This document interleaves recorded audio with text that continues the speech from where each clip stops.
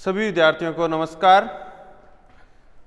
Microbiology, mycology और plant pathology paper की इस वीडियो लेक्चर श्रृंखला में आज हम फंजाई के कवकों के कुछ अन्य विशेष लक्षणों के बारे में बात करेंगे। पिछली कक्षाओं में हमने फंजाई के फंगस के बेसिक कैरेक्टर्स हम पढ़ रहे थे। आज हम बात करेंगे स्लाइम मोड्स। जब भी हम फंगस को पढ़ते हैं, कवकों के बारे में अध्ययन करते हैं, ये शब्द कई बार आता है कि स्लाइम मोल्ड्स क्या होते हैं। स्लाइम मोल्ड्स ऐसे कवक होते हैं जिनमें सेल वॉल नहीं पाई जाती, ऐसे कवक जिनमें कोशिका भित्ति का अभाव होता है। हमने बात की थी कि कवकों का जो बेसिक लक्षण है कि उनमें कोशिका भित्ति पाई जाती है और इसीलिए इन्हें प्लांट्स के साथ रखा जाता है। लेकिन कुछ ऐसे कवक भी होते हैं जिनमें कोशिका भित्ति नहीं पाई जाती और उन्हें हम स्लाइम मोल्ड्स कहते हैं। जब कोशिका भित्ति नहीं पाई जाती तो RH व्हिटेकर ने इन्हें एक अन्य किंगडम, जिसे प्रोटिस्टा किंगडम कहते हैं, उसके अंदर रखा था। तो स्लाइम मोल्ड्स को प्रोटिस्टा किंगडम में इंक्लूड किया जाता है। एक कोशिका भित्ति नहीं पाया जाना, इसके अलावा सारे के सारे लक्षण इनके कवकों के समान होते हैं। आगे हम बात करें कि कवकों की कोशिका भित्ति। फंजाई में दो टाइप की कोशिकाएं भित्ति पाई जाती हैं। कुछ कवकों में जो कोशिका भित्ति होती है वो सेलुलोजिक कोशिका भित्ति होती है। सेलुलोज प्लांट सेल वॉल का मेजर कंपोनेंट है, मेन कंपोनेंट है, और कुछ कवकों के सेल वॉल में भी ये पाया जाता है। ऊमाइसीटीज के मोस्ट ऑफ मेंबर्स हैं, उनमें जो सेल वॉल पाई जाती है वो सेलुलोजिक सेल वॉल होती है और इसीलिए इनके जो मेंबर्स होते हैं, members of this class are known as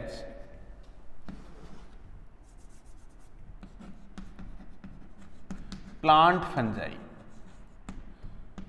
क्यों कहते हैं इन्हें प्लांट फंजाई?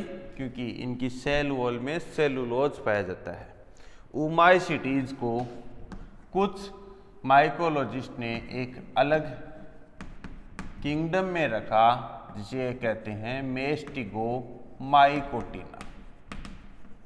मेस्टिगोमाइकोटिना। तो मेस्टिगोमाइकोटिना या ऊमाइसीटीज के मेंबर्स में जो सेल वॉल होती है वो सेलुलोजिक होती है और इसीलिए इन्हें प्लांट फंजाई कहा जाता है। बाकी जितने भी फंगस हैं उनमें सेल वॉल काइटिन की बनी होती है। काइटिन भी एक सेलुलोज की तरह हेटेरोपॉलीमर है, एक पॉलीसेकेराइड है। काइटिन की जैसे जाइगोमाइसीटीज के सदस्यों की हम बात करें या आप एस्कोमाइसीटीज के सदस्यों की बात करें या आप बेसिडियोमाइसीटीज के सदस्यों की बात करें या ड्यूटेरोमाइसीटीज के सदस्यों की बात करें, इन सभी में जो कोशिका भित्ति पाई जाती है वो काइटिन की बनी होती है, एक्सेप्ट ऊमाइसीटीज। बात करें फंगस के रिप्रोडक्टिव साइकिल की, इनके जनन चक्र की। फंगस जो होते हैं इनकी जो मेजर बॉडी होती है, जो मेन फेज होती है,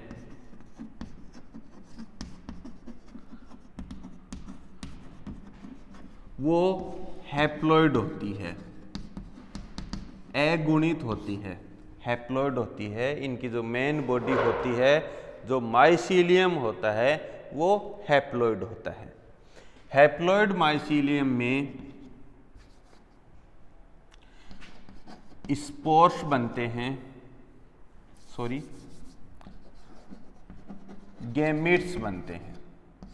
हैप्लॉइड माइसीलियम से गैमीट्स बनते हैं और ये गैमीट्स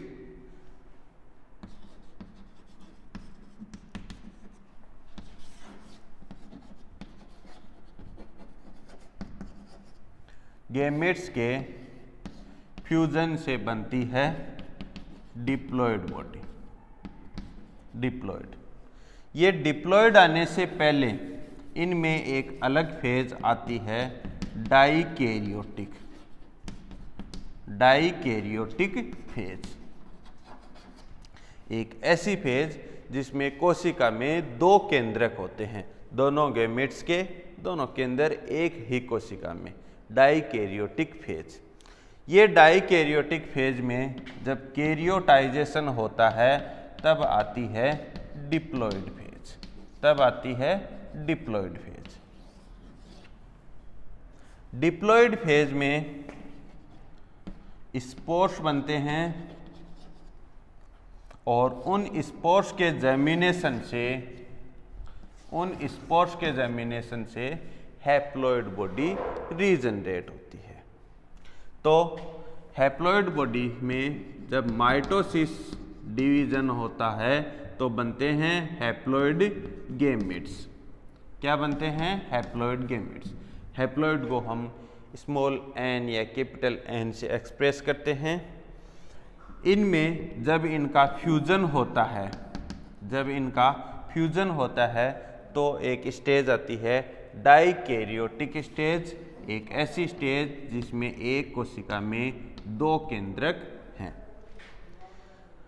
डाइकैरियोटिक स्टेज में दोनों हैप्लॉयड केंद्रक, हैप्लॉयड न्यूक्लियस जब फ्यूज हो जाते हैं, जिस प्रोसेस को हम बोलते हैं कैरियोटाइजेशन।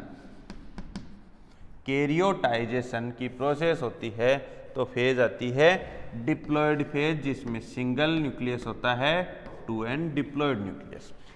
डिप्लॉयड न्यूक्लियस में मियोसिस अर्धसूत्री विभाजन होता है जिससे स्पोर्स बनते हैं और उन स्पोर्स के जर्मिनेशन से वापस हैप्लॉयड बॉडी रीजनरेट होती है। ये इनकी बेसिक सी रिप्रोडक्टिव फेज होती है, इनकी लाइफ साइकिल होती है, जिसमें मेन बॉडी हैप्लॉयड होती है और कुछ समय के लिए डिप्लॉयड फेज आती है जो वापस हैप्लॉयड स्पोर्स द्वारा चेंज हो जाती है। यहाँ पर फंगस जो होते हैं उन्हें अलग अलग कैटेगरी में रखा जाता है on the basis of fusion of gametes. Gametes किस स्तर पर फ्यूज हो रहे हैं, आपस में जुड़ रहे हैं, उनके आधार पर फंजाई को अलग अलग कैटेगरी में रखा गया है। कुछ फंगस हैं उन्हें हायर फंजाई कहा जाता है और कुछ फंगस हैं उन्हें लोअर फंजाई कहा जाता है। ये खास बात ये आपको ध्यान रखनी है, किसी भी हम किंगडम की बात करें, किन्हीं भी ऑर्गेनिजम्स की बात करें, हम हमेशा लोअर या हायर या लेस डेवलप्ड या हायर डेवलप्ड की बात करते हैं, वो सेक्सुअल रिप्रोडक्शन के आधार पर करते हैं। कवक इनका अपवाद होते हैं। कवकों में हमेशा लोअर जो फंजाई होते हैं उनमें एडवांस टाइप का सेक्सुअल रिप्रोडक्शन पाया जाता है, जबकि हायर जो फंजाई होते हैं उनमें लोअर कैटेगरी का लेस डेवलप्ड टाइप से रिप्रोडक्शन पाया जाता है। ये जो फ्यूजन गैमेट्स बनते हैं और इनके फ्यूज होने से जो डाइकैरियोटिक फेज बनती है, यहाँ पर डिपेंड करता है कि इनका सेक्सुअल रिप्रोडक्शन एडवांस टाइप का है या प्रिमिटिव टाइप का है। कुछ कवक ऐसे होते हैं जिनमें एक ही हाई पी की दो कोशिकाएं आपस में फ्यूज होकर डाइकैरियोटिक फेज बनाती हैं, जबकि कुछ फंगस ऐसे होते हैं जिनमें दो अलग अलग हाई पी की जो सोमेटिक सेल्स हैं, कायिक कोशिकाएं हैं, वो जुड़कर डाइकैरियोटिक फेज बनाती हैं, जबकि कुछ अन्य प्रकार के कवकों में जो हैप्लॉयड माइसिलियम है, जो अगुणित कवक जाल है, उसमें कुछ विशेष संरचनाएं बनती हैं और उन संरचनाओं के अंदर अगुणित गैमेट्स बनते हैं, युग्मक बनते हैं और उन युग्मकों के फ्यूजन से डाइकैरियोटिक फेज बनती है। ठीक है, तो ये जो फ्यूजन है, इस फ्यूजन ये अलग अलग टाइप के कवकों में अलग अलग प्रकार से होता है। ये बेसिकली मैंने आपको यहाँ बताया।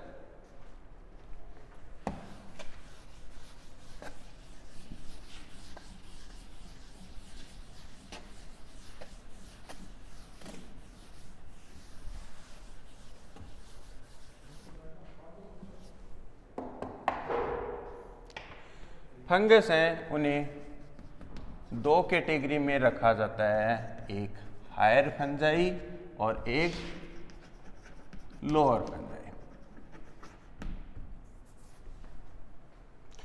हायर फंजाई में जिनमें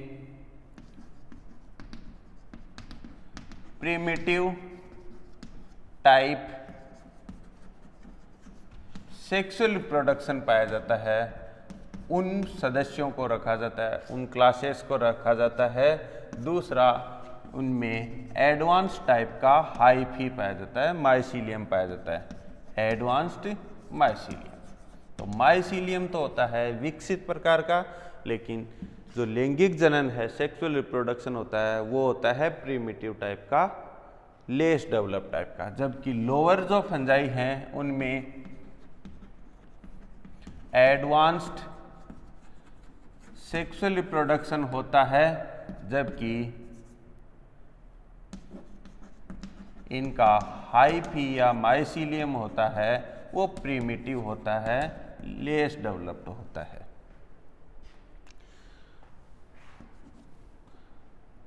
फंजाई की एस्कोमाइस्टीज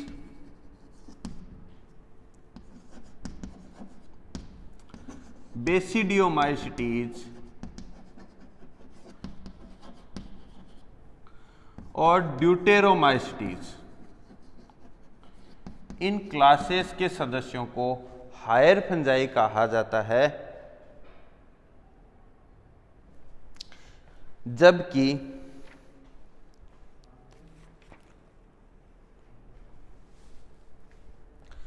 फाइकोमाइस्टीज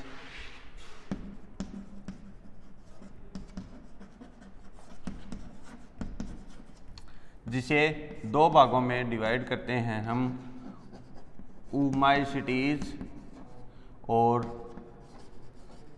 जाइगोमाइस्टीज, इनके सदस्यों को लोअर फंजाई कहा जाता है। आपको रिकॉल करा दूं, फाइकोमाइस्टीज के सदस्यों में एसेप्टेट माइसीलियम होता है, माइसीलियम में सेप्टा नहीं होते, एक ट्यूबुलर स्ट्रक्चर होती है और ये एक प्रिमिटिव कैरेक्टर है। जबकि इनका सेक्सुअल रिप्रोडक्शन है वो एडवांस टाइप का होता है। सेक्सुअल रिप्रोडक्शन इनमें पाया जाता है ऊगेमस टाइप। ऊगेमस सबसे most advance type of sexual reproduction है, जिसमें जो मेल गेमेट्स होते हैं वो मेल गेमेटेंजिया के अंदर बनते हैं। ये नंबर में इन्फिनेट होते हैं और मोटाइल नेचर के होते हैं, चल सकते हैं और स्मॉल साइज्ड होते हैं, छोटी आकार के होते हैं। जबकि जो फीमेल गेमिट है वो सिंगल होता है, जिसे हम एग कहते हैं। ये आकार में बड़ा होता है और नॉन मोटाइल होता है। फ्यूज होने के लिए जो मेल गेमिट हैं वो चलकर फीमेल गेमिट के पास जाते हैं और फ्यूज होते हैं। ये एडवांस टाइप का सेक्सुअल रिप्रोडक्शन है जो फाइकोमाइस्टीज के सदस्यों में पाया जाता है।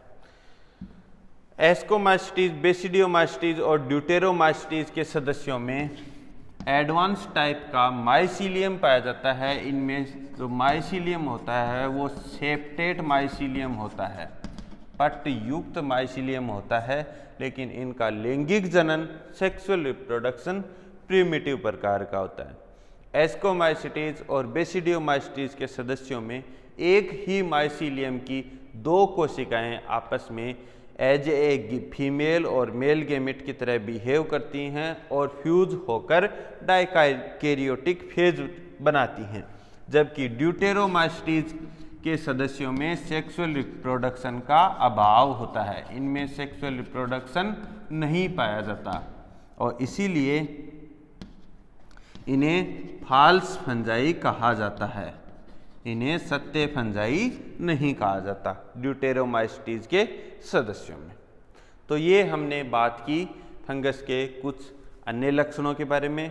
आगे की कक्षाओं में हम फंजाई में किस तरीके से हाइफी में मॉडिफिकेशन होते हैं और सेक्सुअल रिप्रोडक्शन की मेथड्स क्या क्या हैं, इनके बारे में बात करेंगे। धन्यवाद।